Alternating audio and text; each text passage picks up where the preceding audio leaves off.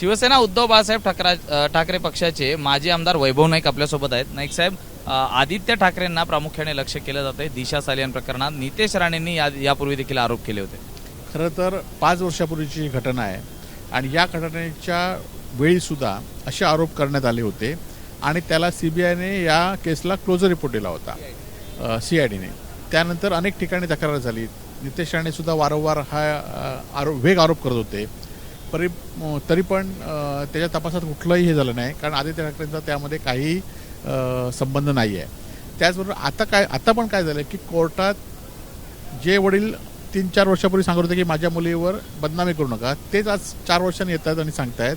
मग 4 वर्ष वडील कुठे होते? परंतु ते एका मुलीचे वडील आहेत, त्यामुळे आम्ही त्यांच्या भूमिकेबद्दल आम्ही बोलणार नाही. परंतु आता कोर्टात फक्त अर्ज दाखल केला आहे. कोर्टाने काय त्यातलं आदेश दिले नाहीत, चौकशीमध्ये काय नाव आढळलं नाही आणि त्यामुळे फक्त लोकांचं लक्ष दुसरीकडे वळवण्यासाठी आणि आदित्य ठाकरे हे तरुण चेहरा आहेत, त्यांना बदनाम करण्यासाठी हा प्रयत्न चालू आहे. दुसरीकडे आपण पाहिलं तर नितेश राणे यांना SIDने जी SIT डिसेंबरमध्ये अधिवेशनात नेमण्यात आली होती, त्यावेळी चौकशीसाठी बोलवलं होतं. आता ते म्हणतायत की तपास अधिकारी हा त्यावेळी देखील होता आणि तो कुठेतरी पुरावे मॅनेज करू शकतो, म्हणून मी चौकशीला गेलो आणि तो बदलण्याची ते मागणी करतायत. आता एका ठिकाणी ते म्हणतायत की आपल्या मुख्यमंत्र्यांचे ते लाडके मंत्री आहेत म्हणून स्वतः म्हणून सांगतायत. आता 2.5 वर्षापूर्वी गृहमंत्री कोण आहेत? आता कोण गृहमंत्री आहेत? मग तुम्ही गृहमंत्र्यांकडनं लाडके होता, तुमच्याकडे जर पुरावे होते तर असं काय होणार की पुरावे आहेत आणि हे होत नाही, असं होऊ शकतं काय?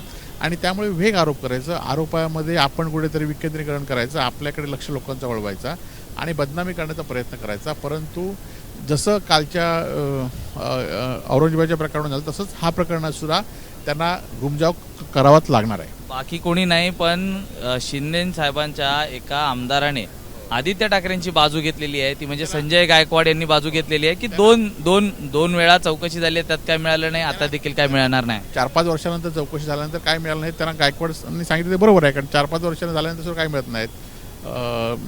त्याचं राष्ट्रवादीचे आमदार अमोल मिटकरींनी सांगितलं ते पण बरोबर आहे आणि त्यामुळे लोकांचं लक्ष कुठे दुसरीकडे वळवायचं ह्यासाठी ह्या गोष्टी सुरू आहेत. सर, आमच्याशी बातचीत केल्याबद्दल. तर लोकांचं लक्ष कुठेतरी विचलित करण्यासाठीच असे प्रश्न उपस्थित केले जात असल्याचं मत वैभव नाईक यांनी बोलून दाखवलेलं आहे. व्हिडिओ जर्नलिस्ट कृष्णा कापरेसह मी सूरज सावंत, ABP माझा, मुंबई. ABP माझा, उघडा डोळे बघा नीट.